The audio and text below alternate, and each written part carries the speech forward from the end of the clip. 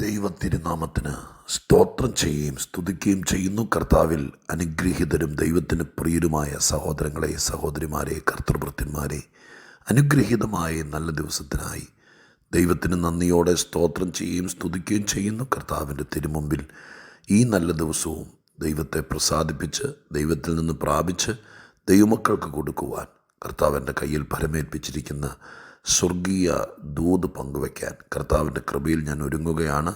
ലോകത്തിൻ്റെ നാനാഭാഗത്തിരുന്നു കൊണ്ട് ദൈവത്തിൻ്റെ വചനം കേൾപ്പാൻ താല്പര്യം കാണിക്കുന്ന പ്രിയപ്പെട്ടവർക്ക് യേശു ക്രിസ്തുവിൻ്റെ ധന്യമുള്ള നാമത്തിൽ വിനീതമായ സ്നേഹവന്ദനം അറിയിക്കുന്നു.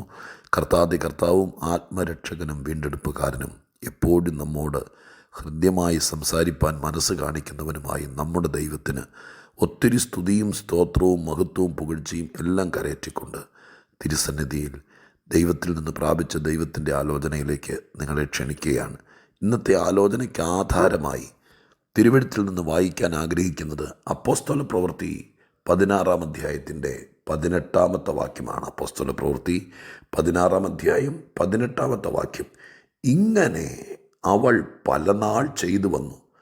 പൗലോസ് മുഷിഞ്ഞ് തിരിഞ്ഞു നോക്കി അവളിലുള്ള ഭൂതത്തോട്, അവളെ വിട്ട് പോകുവാൻ ഞാൻ യേശു ക്രിസ്തുവിൻ്റെ നാമത്തിൽ നിന്നോട് കൽപ്പിക്കുന്നു എന്ന് പറഞ്ഞു.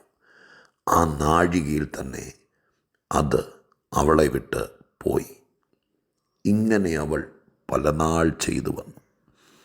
ധന്യനായി പൗലോസ് ശ്ലീഹ മിഷണറി ആയി, അപ്പോസ്തോലനായി വിവിധ പട്ടണങ്ങളിൽ, വിവിധ സ്ഥലങ്ങളിൽ കർത്താവിൻ്റെ വേലയിൽ വ്യാപൃതനായി നടന്ന കാലം ദൈവം പൗലോസ് മുഖാന്തരം ചെയ്ത അസാധാരണമായിരിക്കുന്ന ദൈവിക പ്രവർത്തികൾ ഒരു മനുഷ്യനെ ദൈവത്തിൻ്റെ കയ്യിൽ ഇണങ്ങിച്ചേർന്ന് കിട്ടിയാൽ ആ മനുഷ്യനെ കൊണ്ട് ദൈവം സമൂഹമധ്യത്തിൽ, അന്ധകാര പാളയത്തിൽ, ഈ മണ്ണിൽ ചെയ്തെടുക്കുന്ന അത്ഭുതങ്ങൾ, വീര്യപ്രവർത്തികൾ, മനുഷ്യർക്ക് പ്രയോജനമുള്ള ഒട്ടനവധി കാര്യങ്ങൾ, നിത്യതയിലേക്ക് അനേകരെ അടുപ്പിക്കാൻ ദൈവം ചെയ്യുന്ന സ്തുത്യർഹമായിരിക്കുന്ന ദൈവിക പരിപാടികൾ, ഇതെല്ലാം ഒരു മനുഷ്യനെ ദൈവത്തിൻ്റെ കയ്യിൽ കിട്ടിയപ്പോൾ എത്ര കണ്ട് ദൈവം അത് ഈ ഭൂമിയിൽ പ്രാവർത്തികമാക്കി എന്നറിയാൻ പൗലോസിനെ നന്നായിട്ടൊന്ന് പരിശോധിച്ചാൽ മതി.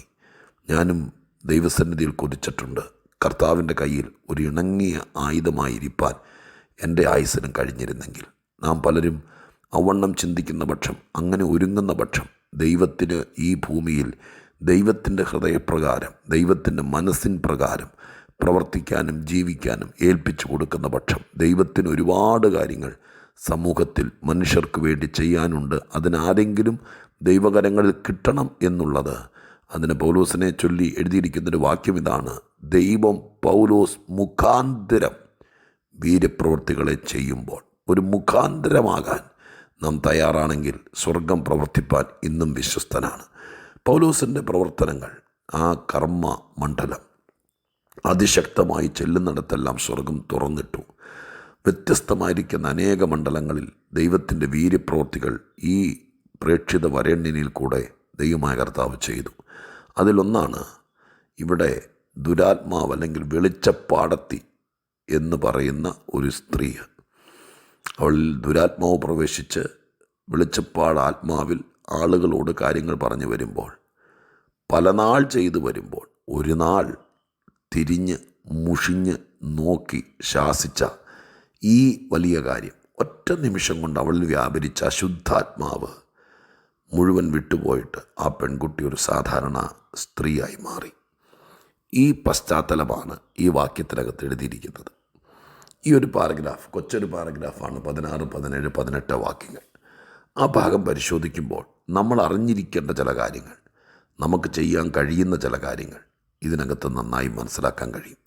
ഈ ചുറ്റുവട്ടത്ത് നടക്കുന്ന പ്രവണതകൾ, അതിനെ എങ്ങനെ നമ്മൾ കൈകാര്യം ചെയ്യണമെന്നുള്ള രീതി, ഇതെല്ലാം വിശുദ്ധ ബൈബിളിൽ നിന്ന് നമുക്ക് നന്നായിട്ട് മനസ്സിലാക്കിയെടുക്കാനും പ്രായോഗികമാക്കാനും, പ്രായോഗികമാക്കിയാൽ നമുക്കത് അനുഗ്രഹമാക്കാനും പറ്റും. അതുകൊണ്ട് 3-4 കൂട്ടം കാര്യങ്ങൾ ഞാൻ ഈ പാരഗ്രാഫിൽ നിന്ന് പറയാം. ഒന്ന്, പ്രാർത്ഥനാ സ്ഥലത്തേക്ക് ചെല്ലുമ്പോഴാണ് ഈ പെണ്ണ് അല്ലെങ്കിൽ ഈ സ്ത്രീ വെളിച്ചപ്പാട് ആത്മാവിൽ വരുന്ന ആളുകളോട് ഇത് പറയുന്നത്. അപ്പോൾ ഒരു കാര്യം നമ്മൾ ഓർത്തോളണം: പ്രാർത്ഥനാ സ്ഥലത്ത് വഞ്ചിക്കപ്പെടാം, ചതിക്കപ്പെടാം. ഈ സ്ത്രീ പ്രാർത്ഥനാ സ്ഥലത്തേക്ക് വരുന്ന ആളുകൾ ഹൃദയം കലങ്ങിയാണ് വരുന്നത്. എല്ലാവരും ചങ്ക് വെറുതെ വരുന്നവർ കണ്ടേക്കാം. പതിവ് ചടങ്ങിന് വരുന്നവർ കണ്ടേക്കാം. എന്നാൽ ഭൂരിപക്ഷം ആളുകളുടെ മനസ്സ് നോക്കുമ്പോൾ പ്രാർത്ഥനാ സ്ഥലം എന്നുള്ള വാക്ക് തന്നെ കണ്ടോ. പള്ളിയിൽ പോകുമ്പോൾ എഴുതിയാൽ മതി, അല്ലെങ്കിൽ ദൈവാലയത്തിൽ പോകുമ്പോൾ എഴുതിയാൽ മതി, ഒരു കൂട്ടായ്മയ്ക്ക് പോകുമ്പോൾ എഴുതിയാൽ മതി. പക്ഷെ അങ്ങനെയല്ല. അവിടെ എഴുതിയിരിക്കുന്ന വാക്കിതാണ്, പ്രാർത്ഥനാ സ്ഥലത്തേക്ക് വരുമ്പോൾ. പ്രാർത്ഥനാ സ്ഥലം മനുഷ്യന് ആകുലതകൾ ഇറക്കി വയ്ക്കുന്ന, ചങ്ക് കലങ്ങി വരുന്ന, എന്ത് ചെയ്യണമെന്നറിയാതെ വരുന്ന, എങ്ങനെ രക്ഷപ്പെടണമെന്നറിയാതെ വരുന്ന, എൻ്റെ ദൈവമേ എന്തെങ്കിലും വഴിയുണ്ടോ എന്ന് തപ്പി വരുന്നവരാണ് പ്രാർത്ഥനാ സ്ഥലത്തേക്ക് വരുന്ന പലരും. ഞാനും നിങ്ങളും അങ്ങനെയൊക്കെ പോയിട്ടുണ്ടോയെന്നറിയില്ല. പ്രശ്നങ്ങൾ വരുമ്പോൾ എങ്ങോട്ടാണ് പോകേണ്ടതെന്നറിയാത്ത ആൾക്കാരുണ്ട്. പ്രാർത്ഥനാ സ്ഥലം എന്ന വാചകത്തെ ഞാൻ ഒത്തിരി ഇഷ്ടപ്പെടുന്നു.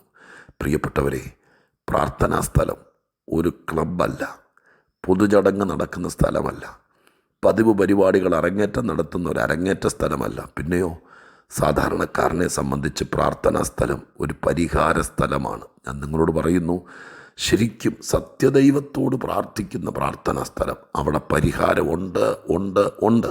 പക്ഷേ അവിടെ സൂക്ഷിക്കേണ്ട കാര്യം, പിശാചിനറിയാം പ്രാർത്ഥനാ സ്ഥലത്തേക്ക് വരുന്നവരെല്ലാം ചങ്ക് കലങ്ങി വരുന്നവർ. അവർക്ക് നാളെയെക്കുറിച്ച് അറിയാൻ ആഗ്രഹമുണ്ട്, ഒരു വിടുതൽ കിട്ടുമെന്നറിയാൻ ആഗ്രഹമുണ്ട്, എൻ്റെ കുഞ്ഞ് രക്ഷപ്പെടുമെന്ന് പറയാൻ ആഗ്രഹമുണ്ട്. അപ്പോൾ ഈ മനുഷ്യൻ്റെ മനസ്സിനകത്ത് ഈ പ്രശ്നം മുതലാക്കാൻ സാത്താൻ ശ്രമിക്കും, പിശാച് ശ്രമിക്കും. അതാണ് ഇവിടെ നടന്നുകൊണ്ടിരിക്കുന്നത്. അപ്പോൾ സൂക്ഷിച്ചോളണം. പ്രാർത്ഥനാ സ്ഥലത്തേക്ക് ചെല്ലുമ്പോൾ വഞ്ചിക്കപ്പെടാം. അത് നല്ല സ്ഥലമാണ്, അവിടെ ഫലിച്ചാൽ ഫലിച്ചതാണ്. പക്ഷേ അവിടെ ഒരു ചതി കാണാം. ഇതുപോലെ ദുരാത്മാവിനാൽ ആളുകളെ വഞ്ചിക്കുന്ന പല സ്ഥലങ്ങളുമുണ്ട്. ശ്രദ്ധിച്ചോളണം. പ്രാർത്ഥനാ സ്ഥലത്തേക്ക് വരികയാണ്. രണ്ടാമത്തെ കാര്യം, അവിടെ എഴുതിയിരിക്കുന്നത് ഇങ്ങനെയാണ്, ഈ സ്ത്രീ അല്ലെങ്കിൽ ഈ പെൺകുട്ടി നിമിത്തം ലക്ഷണം പറഞ്ഞ് യജമാനന്മാർക്ക് വളരെ ലാഭം വരുത്തുന്നൊരു ബാല്യക്കാര്യത്തിൽ നിന്ന് എഴുതിയിരിക്കുന്നത്. രണ്ടാമത്തെ കാര്യം, പ്രാർത്ഥനാ സ്ഥലം ഒരിക്കലും മനുഷ്യൻ ലാഭം കൊയ്യുന്നൊരു സ്ഥലമായിരിക്കരുത്. അത് ഏത് രീതിയിലാണെങ്കിലും, കച്ചവടമാകട്ടെ എന്തുമാകട്ടെ, വളരെ നിർബന്ധിത മനസ്സോടെ ഞാൻ ഉൾപ്പെടെ മനസ്സിലാക്കേണ്ട കാര്യമാണ്. പ്രാർത്ഥനാ സ്ഥലം നമ്മുടെ പ്രശ്നങ്ങൾ പരിഹാരം വരുത്താം, നമ്മുടെ സങ്കടങ്ങൾ പങ്കുവയ്ക്കാം. പക്ഷേ അതൊരു ബിസിനസ് സ്ഥാപനമാണ്. ഏത് വിധത്തിലും ലാഭം വരുത്തിക്കൊണ്ടിരുന്നു എന്നൊരു വാക്ക് കണ്ടോ.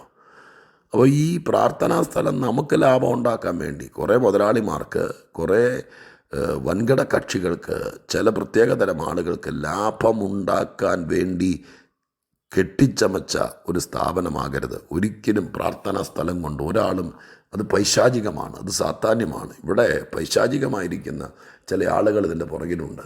അവർക്ക് ലാഭമുണ്ടാക്കുന്ന സ്ഥലമാണ്. കൂടപ്പുറപ്പുകളെ, ദൈവത്തിൻ്റെ സാന്നിധ്യമുള്ള പ്രാർത്ഥനാ സ്ഥലം ലാഭം കൊയ്യാനുള്ള സ്ഥലമായി കാണരുത്. മൂന്നാമത്തെ അവിടുത്തെ ഒരു കാര്യം നിങ്ങൾ ശ്രദ്ധിക്കൂ. ഈ പൗലോസും കൂടെയുള്ള ദൈവദാസന്മാരും പ്രാർത്ഥനാ സ്ഥലത്തേക്ക് ചെല്ലുകയാണ്. അവർ മറ്റുള്ളവർക്ക് വേണ്ടി പ്രാർത്ഥിക്കാൻ, അവിടെ വരുന്ന ആളുകൾക്ക് യേശുക്രിസ്തുവിനെ പരിചയപ്പെടുത്താൻ, അങ്ങനെ പല ഒരു പ്രാർത്ഥനാ സ്ഥലത്ത് പല ആളുകളല്ലേ ഉള്ളത്.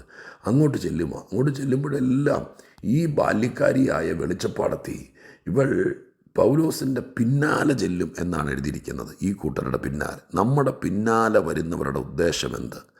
അത് നന്നായിട്ട് ആത്മീകരായിരിക്കുന്ന ആളുകൾ, നടത്തിപ്പുകാർ, ദൈവത്തിൻ്റെ കയ്യിൽ ഉപയോഗിക്കപ്പെടുന്നവർ ശ്രദ്ധിക്കണം. നമ്മുടെ പുറകെ പിന്നാലെ പതിവായി വരുന്നവർ, അവരുടെ ഉദ്ദേശം എന്താണെന്ന് നാം ഗ്രഹിക്കണം, മനസ്സിലാക്കണം. പൗലോസ് ഈ പിന്നാലെ പതിവായിട്ട് വരുന്നവളെ നന്നായിട്ട് വിവേചിച്ചു. മൂന്നാമത്തെ കാര്യം അതാണ്. ഇനി ആ സ്ത്രീ പറഞ്ഞത് എന്താണെന്നറിയാമോ? അവർ ജീവിതത്തെയൊന്നും പറഞ്ഞില്ല, അവർ മണ്ണുവാരി അറിഞ്ഞില്ല, അവർ നാട്ടുകാരുടെ മുമ്പിൽ ബ്ലെയിം ചെയ്തില്ല. അവൾ പറഞ്ഞത് ഇങ്ങനെയാണ്, ഈ മനുഷ്യർ അത്യുന്നതനായ ദൈവത്തിൻ്റെ ദാസന്മാർ, രക്ഷാമാർഗം നിങ്ങളോട് അറിയിക്കുന്നവർ എന്ന് വിളിച്ചു പറഞ്ഞു. അതിനെന്നെ തെറ്റ്? പുകഴ്ത്തുമല്ലായിരുന്നു, ഉയർത്തുമല്ലായിരുന്നു, മറ്റാരും പറയാത്ത നല്ല കാര്യം ഇവരെക്കുറിച്ച് പറയുമല്ലായിരുന്നു. പക്ഷെ പൗലോസിനെ പോലത്തെ ഒരു ദീർഘദർശിക്കറിയാം, മനുഷ്യൻ പുകഴ്ത്തുന്നവനല്ല കൊള്ളാവുന്നവൻ, ദൈവം പുകഴ്ത്തുന്നവനാണെന്ന് തിരുവെഴുത്തിനകത്തുണ്ട്.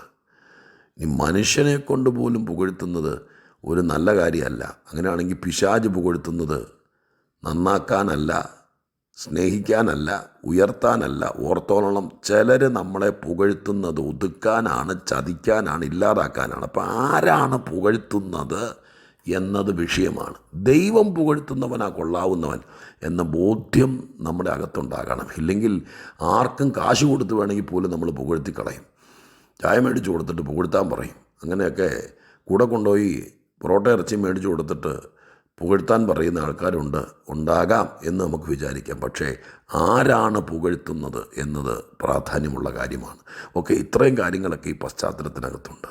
ഇപ്പം പല നാൾ ആയി ഇവൾ പുറകെ വരാൻ തുടങ്ങിയിട്ട് ഒരു ദിവസം പൗലോസ് മുഷിഞ്ഞു, തിരിഞ്ഞു നോക്കി അവളിലുള്ള ഭൂതത്തോട്, അവളെ വിട്ടുപോകാൻ ഞാൻ യേശുക്രിസ്തുവിൻ്റെ നാമത്തിൽ നിന്നോട് കൽപ്പിക്കുന്നു എന്ന് പറഞ്ഞു. അത് ഞാൻ ഊന്നിപ്പറഞ്ഞാൽ നിങ്ങൾക്ക് വേണ്ടി പ്രാർത്ഥിക്കാം.